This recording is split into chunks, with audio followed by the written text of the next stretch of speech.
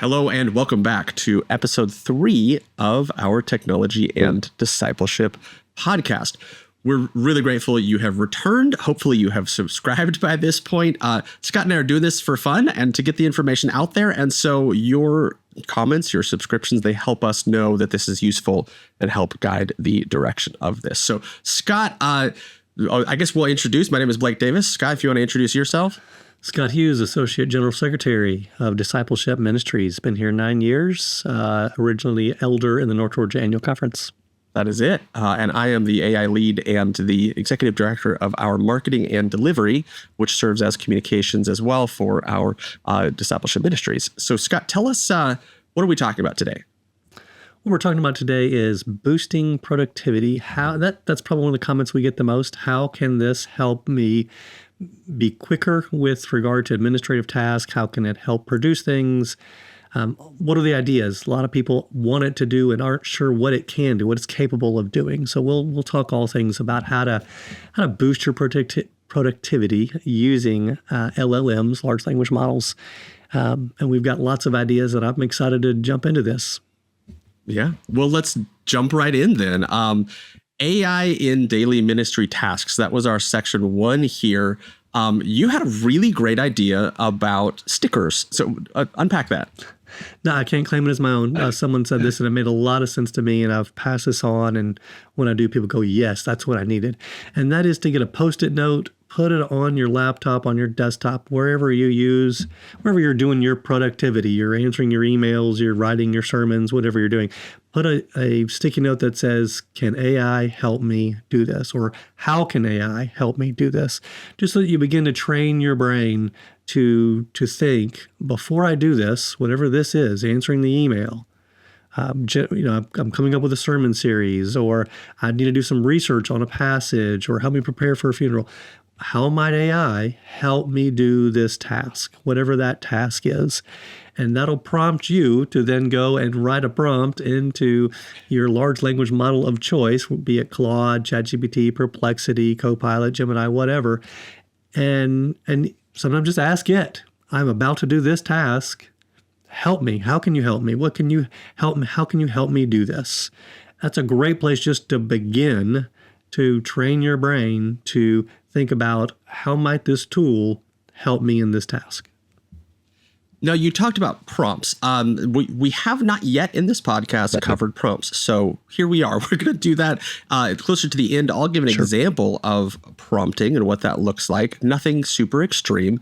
But I just realized we skipped over. That brings us into what we're going to cover today and what we're not going to cover, which Scott already said it, enhancing productivity using AI, daily tasks, brainstorming, content creation. We're not going to go deeply in depth. And we said this previously. Right now, that's not, the technical piece. Every time we've had this conversation, people have told us, I can Wikipedia it, just get to the good stuff. Yeah. So, and ethical considerations, we're still not going to talk about that. That will be a future episode. Yep. We have in our advanced course that is just about to start, we have a really in-depth ethical framework for developing that for your organization. We're not going to cover that right now. So again, we're just going to get to the tools. So you talked about the sticker. Go into the brainstorming a bit. You mentioned it. How do you typically do that? What is Scott's process for brainstorming with an LLM? I don't know if I would give Scott's process, but I can tell you some ways it can be used. And as we mentioned in our first episode, we see too often people jump into using LLMs, get frustrated, and leave because they typically use it thinking like we would use Google, like we're searching for something. And while it can do that, it's really powerful in other ways. One of its strengths I have found is thinking of it as a brainstorming partner. Help me think about this. Help me brainstorm. We'll talk about hallucinations. Anyway, how do we use the creativity of the LLMs? Because that's one of the powers it has. And so one of the things I could foresee it being used for, I've used this some. I don't preach every week, so I don't get to do this a lot, but help me brainstorm as I'm thinking about this sermon. I just want to brainstorm about it. Just help me make some connections that I haven't made with the passage that I'm using. Just brainstorm. Brainstorm on a particular analogy that would be helpful for my audience to make sure as I'm trying to communicate this theme or this idea, what's an analogy or a metaphor that might help my audience, or maybe an analogy or metaphor for an audience I'm not used to. So help me create an analogy that would be good for teenagers, right? An audience I may not be good with. Help me write a analogy for them. Or if I've got to do a children's sermon or a chapel service for children, something like that, help me put this in a way that a 10-year-old will understand. Help me brainstorm. Those are some of the ways you can begin, just to think of it as a tool to help you brainstorm. I've got to do this meeting. I've got to do this, again, this thing. Help me brainstorm. Be a brainstorming partner with me is a really helpful way to use these LLMs. Now, Scott, should our pastors use it to write their sermons for them? No, and no, because it's just not really made for that. Now, you can get it to write something that looks, hey, that's pretty cool, but it's not usable as you wouldn't get up and preach that. That's why I don't have a lot of fears of, oh my gosh, preachers are just going to use this to write their sermons. There's already sermons online. Two, it's not going to do that well. What it will do well is helping improve the quality of sermons by helping you to brainstorm more, better, differently, more creatively, to really enhance the final product of a sermon, or to give you feedback on the once you've got a first draft, things like that. That's great. I agree. Scott really also did a really great article on will AI write your sermon? Because that's a big fear that people keep emailing us about. And it is. No, emphatically no. We said in episode 1, do not try to get it to replace you. Try to get it to enhance you. And that's what it does, enhance you. I want my sermon. Here's my sermon as I've written it. I want you to give me feedback on ways that this could steward more of a contemplative atmosphere in the room. And it can help with that. That's great. Or with flow, make sure it flows logically. What questions might come up afterwards if someone listens to this sermon? Make sure the structure is a way that's going to help people hear and really comprehend what's being said. Yeah. Well, let's move forward to our content creation and management. Give me some thoughts and ideas of how you do that, because I feel like all of our pastors have to serve so many roles of manager, pastor, leader, counselor. Give me a little information about your advice on using it there. Yeah, so this is the one that's most common, is just generating. Just generate a report, generate a draft of a sermon, generate a newsletter article. Generate ... images. Help me come up with a sample image that might illustrate a point in my sermon. Those are truly top of the mind, which is they're good use cases for this. Some others you might do is just take some notes, maybe you're in a meeting, a trustees meeting, and just take some notes during the meeting and then ask ChatGPT or whatever you use to help summarize those, or what questions should I have asked. Get it to help you think more about whatever that task is.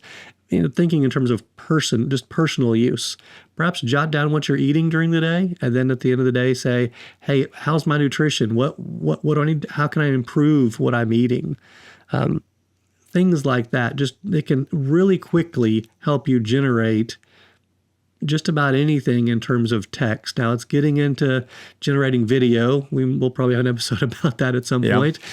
Generating audio from text. That's imagine being able to write something and produce a podcast where you don't actually speak anything, and you can send that off to your church folks on a Monday and say, hey, the upcoming scripture passage this coming Sunday is going to be on Luke 19, read it over this week, and what thoughts are coming to you so you prepare for this coming Sunday's message more. And you just write that out, but it becomes a podcast, an audio file you send out to your church. I don't know. I'm making that up on the fly.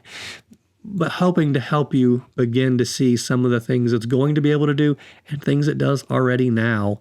I'm going to stop. I could say more. I'm going to stop. Yeah, I guess the purpose of today's episode is to give a bit of an overview, give a little prompting exercise, but I keep saying this because we really do want your feedback, because everything we're discussing here could be its own episode, each of these topics. So give us some feedback to say, ooh, I'd really love you to open that. We're trying to keep these shorter just because, I don't know, I feel like But we want to drop little digestible snippets here in 10 to 15-ish minutes. So let's go to a part of that, Scott, being the you said content creation. You said something a long time ago that I thought was very apt in one of our first advanced workshops. Somebody said, "How do I get better at these tools?" Because I feel like sometimes our ministry leaders get stuck in, I have to use it in a ministry leadership context. That's great. That's what we're here to help you with. Sure. But Scott, you said the best way to really get good at these tools is just use them. Like you said, describe to it what you're eating in the day and say, how can I improve my diet? Is this something that, do you have any ways to expand upon this to make this a healthier or, more habitual, positive eating experience? And you don't feel like you're bound into one usage. Start to really use them, and that'll help you understand the way it thinks. Yeah. So, other examples we've given is give it some ingredients. Hey, what can I make with these ingredients? Yeah. I've got a problem with my car. Take a picture. If you've got the pro version, take a picture of your car. Help me do this. It's got vision. When you have the pro version, you can take pictures and ask it. And one of the things we've talked about is take a picture of your calendar for the upcoming week and say, help me prepare for this week. What are some tasks I can do now to be prepared for this coming week? That's a pretty easy use case. Most free versions now, you're able to attach an image. And so take a screenshot, post it in there, and with relatively easy prompt, help me prepare for this coming week. Here's my calendar. Yeah. And see what you get. That might help you to feel more prepared during the week. I mean, that is one of the reasons why we're doing this, is so you can feel more present in whatever it is you're doing, whether that's in a meeting, giving a sermon, at home, on vacation. Being more present and attentive to those around you is being more attentive to the Spirit and allowing the Holy Spirit to speak through you. So that is why we're doing this, is so that you can get to that place of attentiveness with God and with others. Yeah. Well, I think that's a great segue, and I will say we'll do this one last piece, and then we'll do some demonstration of prompting. But Scott, you talked about meetings and calendar, so talk a little bit about meeting preparation and how that could assist you with different AI tools and LLM usage. Yeah, so this is I wish I did this more. I try to do this, and I don't do it enough. And when I do this, things go much better. It's just having a plan. So I've got a meeting upcoming. I've got a meeting with Blake. We're going to talk about our podcast series. Help me prepare for that. What questions do I need to ask? What do I need to be mindful of? Set up an agenda for us so that we're not going too long. Being prepared. So in a church setting, this could be, I have premarital counseling coming up. Help me ask for the right questions. And if you've got some context about the two that are coming, you can put that into, leave names off just for safety reasons. But say, these are the two that are coming. Help me to be prepared for this premarital counseling. Or maybe it's marital counseling. Maybe it's I've got a funeral upcoming. Help me feel prepared for that. Maybe it's budgets. If you're like me, you're not always a numbers person, always intimidated going to the finance meeting. But if again, you could anonymize things and take church names off, just have numbers and say, this is my financials. Can you help me read this? Help me understand what this is saying versus that saying. What's some questions I should be asking based on the report? Those things that you don't do well, whatever those, for me, it was budget numbers. For you, maybe it's administrative tasks, being in a meeting, leading a meeting, whatever things is you don't do well or don't find joy in, that is a definite cue to say, okay, AI, give me some help. Those are usually the best cases. Is, if you're great at sermons, you're going to generate a sermon and go, this is terrible, because that's what it is.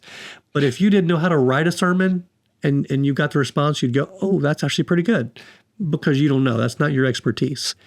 But it can really help in those areas of weaknesses to raise your game, to say, okay, now I feel more prepared for this meeting because I have some more handles. I know what questions to ask. I know where to look. Those are all ways that you can be much more present and make a much more productive meeting. Again, whatever that meeting looks like. Yeah. And I would, from the policy and ethical and technological appropriate use perspective, you said to prepare for counseling, prepare for sermons, prepare for funeral. I just want to be very, very clear and reiterate what Scott said. Do not put any personal information into any technology online. Just don't. If it's your banking software, they hopefully have a lot of policies and procedures for security. Yeah. If you wouldn't put it on Facebook, don't put it in this. This will help you strategize, but that's where we're just about to demonstrate with prompting.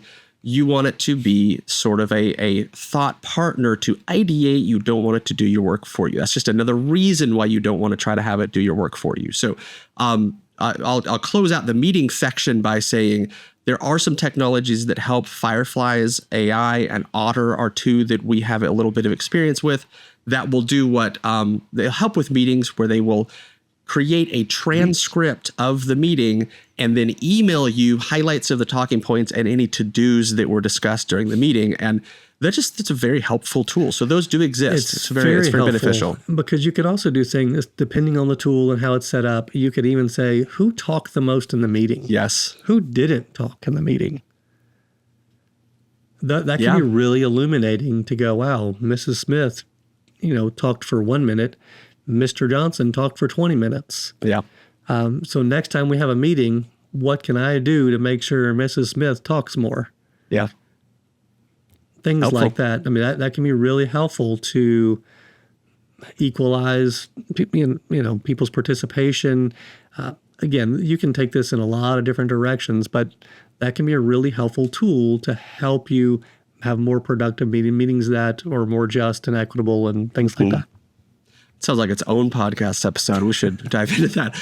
Okay, so let's close out here by giving a little demonstration, and I'll describe what not to do, and then what we will do. And the most prevalent use case at this absolute moment is our social media manager at Discipleship Ministry said, "Blake, great, you have a podcast, wonderful. We need you to do a short description of what this is so that we can put that out on social media. And you can say, hey, Scott and I are starting a podcast. Here's what it is."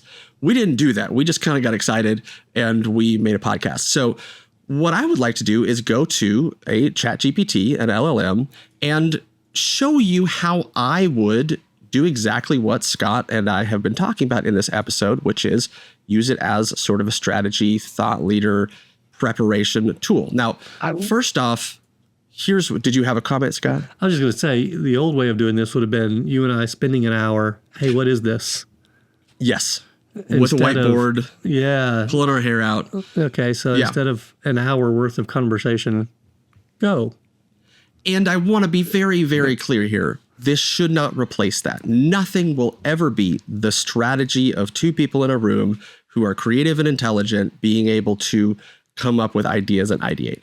But if I know that I already have an idea of what I need, and it's just doing the work of typing it out, we can again, don't replace, enhance. We can sort of enhance the capabilities. And really, sometimes I find in that brainstorming and that generating, I find my own words and voices. Yes. Right. It's like, I really go, oh, that's exactly what I wanted to say.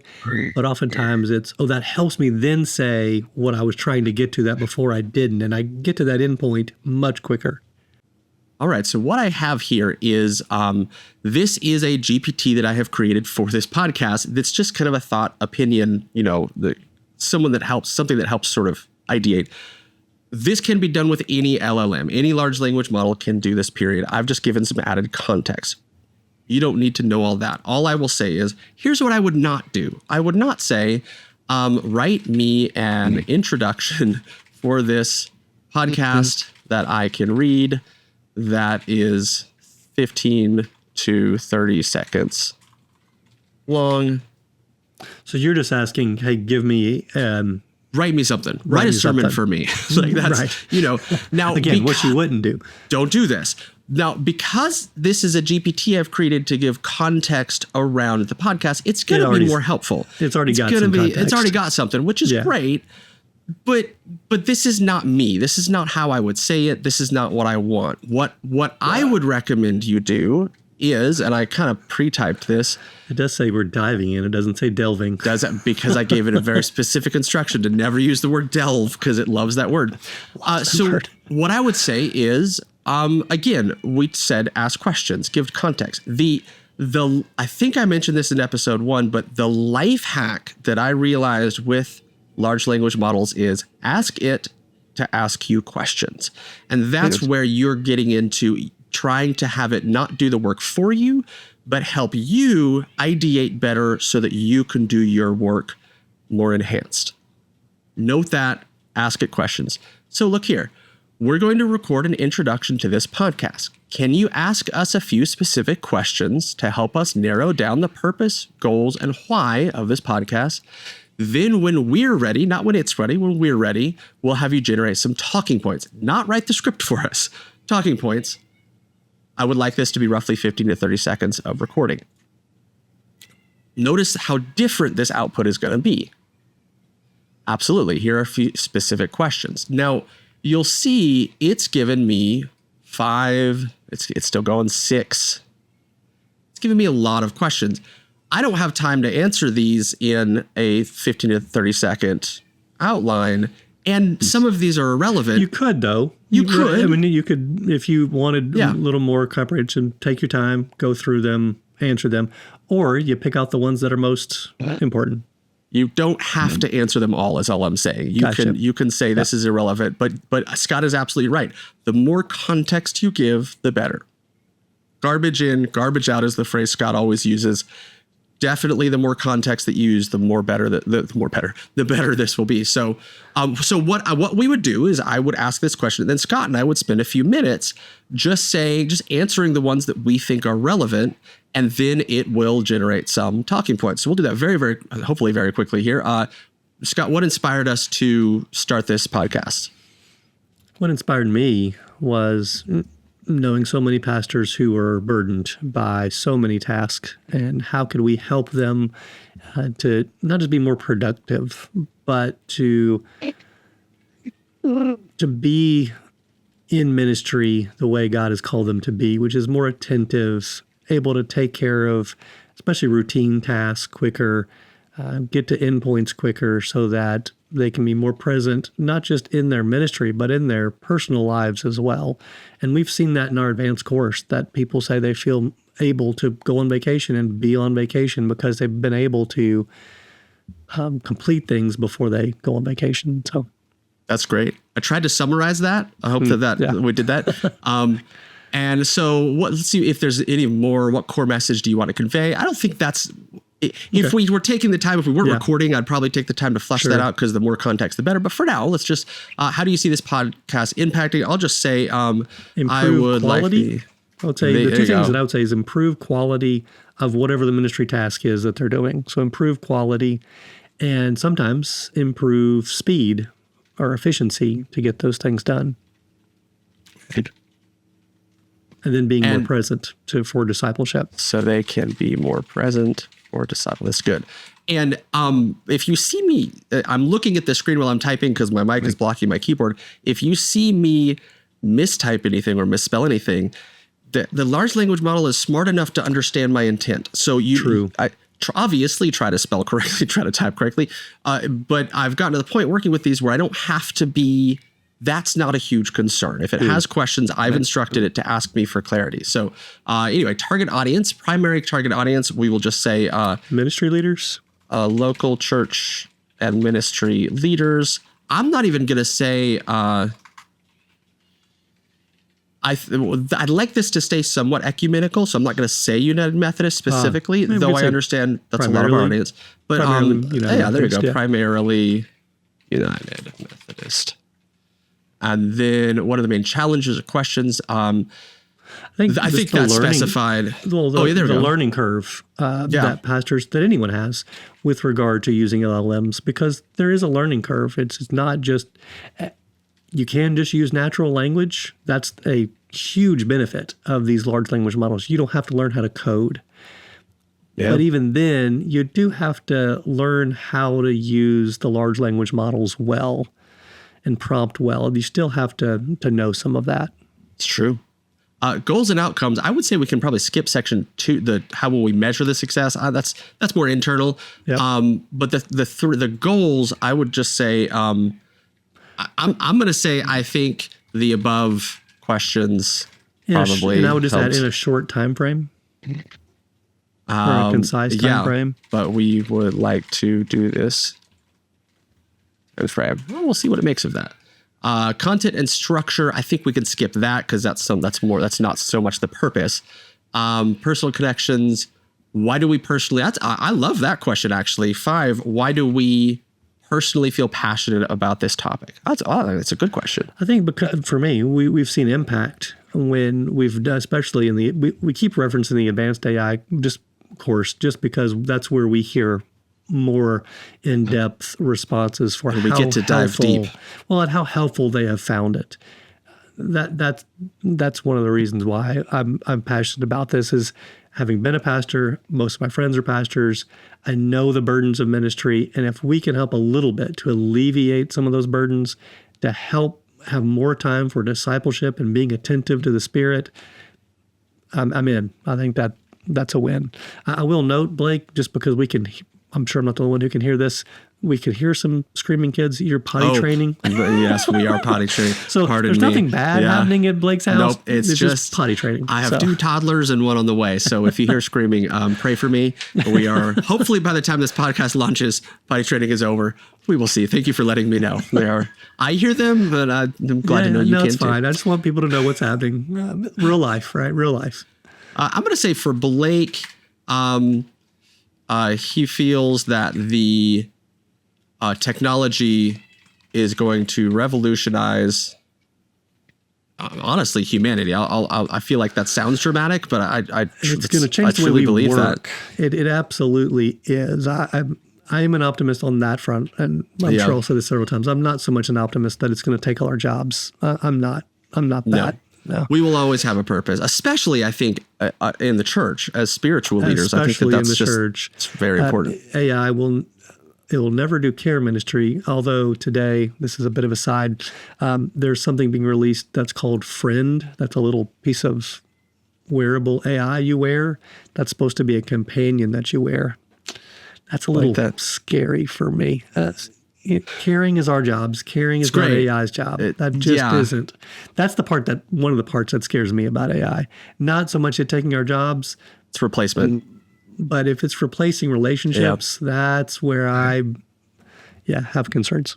And I stand by. That's part of what I say here is I want to make sure that this technology is that we as the church have a seat at the table to comment on and develop appropriate usage. I mentioned that in episode 1 of look at social media. That was supposed to be a great connector. And has it helped people connect? Absolutely. Some, yeah. Has it also had a negative impact on people's ability to connect? Absolutely. Well, people's connect and also their self-esteem. And absolutely. Other issues too. Yeah. It's a misinformation, all of that thing. Those are possible, all valuable and possible, and probably, those are going to be outcomes we will see from this technology. Yep. How do we, as the church, influence for good? So I feel like this is a pretty good, that took us, that's good. 5 minutes? I think that's great. Let's see what it comes up with and how it refines as opposed to write something for me. I will say with this context, create talking points for us to record this introduction. Again, I'm not saying write this for me. I'm saying give us talking points because Scott and I need to do based on the context that we've given it. We've given it purpose, our intent, our desires. Yeah. So let me scroll up here actually because we'll see what it said before and after. Welcome to Technology Discipleship. I'm your host. In this episode, we're diving into how AI can enhance your ministry. We'll explore advanced prompting techniques, create effective AI personas. It's giving very specific. I feel like those are episode topics, not an overall explanation of the purpose of the podcast. Indicating ethical frameworks, whether you're tech savvy and just getting started this podcast. And a lot of what it's saying is leaning on the context I have given into this custom GPT, which is one reason why we need to adjust it. So let's scroll down. Yeah, it's okay. Like it's usable. It's usable. Not good. It doesn't feel human. It doesn't feel human. I would say. Yeah. All right, so what do we have now? Welcome to the Technology Discipleship Podcast. We're here to assist pastors and ministry leaders, especially in the United Methodist Church. I'll probably remove that. to be more productive and focus on their God-given roles. We aim to simplify the learning curve for using AI technologies, enhancing the quality and efficiency of ministry tasks. That's better. It's better. Yeah. I don't think I'd read this verbatim. I think I would say have it kind of, break it down further into talking points, but it's designed to help you optimize your workflows, giving you more time for discipleship and attentiveness to the Spirit. Join us as we explore how technology can revolutionize ministry, ensuring the church remains at the forefront of this transformative journey. That's pretty good. It feels like it's about 15 seconds. So I would tweak this. Something that we say in the advanced course. We'll keep talking about because it's just about to launch, so we can only talk about it so much longer.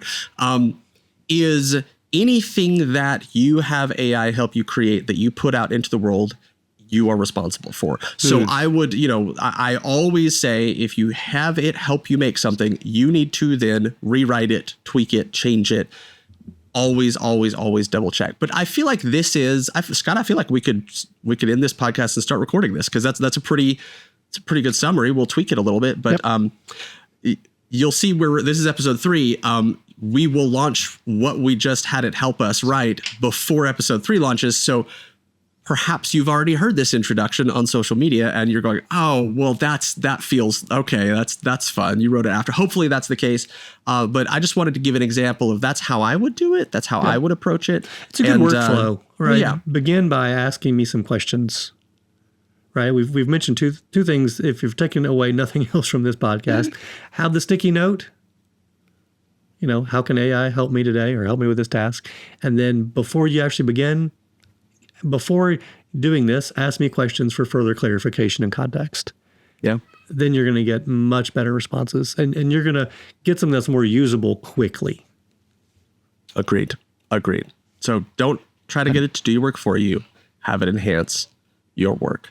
And that's our episode for today. We're a little longer than we meant to, but here we are. And as we refine this, please send us your comments.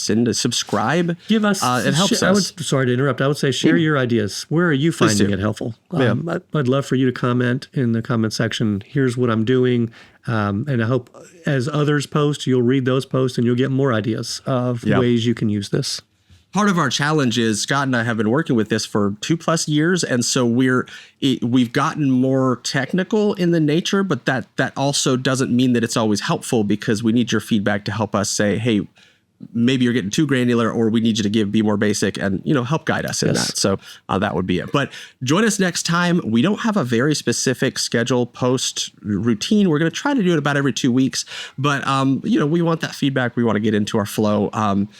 We're doing this for fun and we think it's making an impact, hopefully. So if this is your last chance, the Advanced AI Workshop, 6-week workshop is just about to launch. So now's your last chance to sign up and join. This is our second time doing it. And we'll have a lot of people in their communities discussing these tools, sharing examples of how they're doing it. The homework we had one of our students in the first one say that they, Scott, what was it? They said, well, I did this task that typically took me like 6 or 7 days. 6 or 7 days. A day and a half or 2. Yeah. It was preparing some kind of, I don't know if it was VBS or what, but all of the organization concepts. It was actually more than one thing that they did. So it was 2 things combined that would have taken that long. They said every year I put a week aside. I just block a week off to do it. And they said I did it. I think we're going to try and interview that person. Yeah, I would love to have them on. That's a great idea. So anyway, that's where we stand. Thank you so much for joining and use this tool safely, use it ethically. Look on our website. We just got the approval for our policy and our suggested ethical and policy use for this.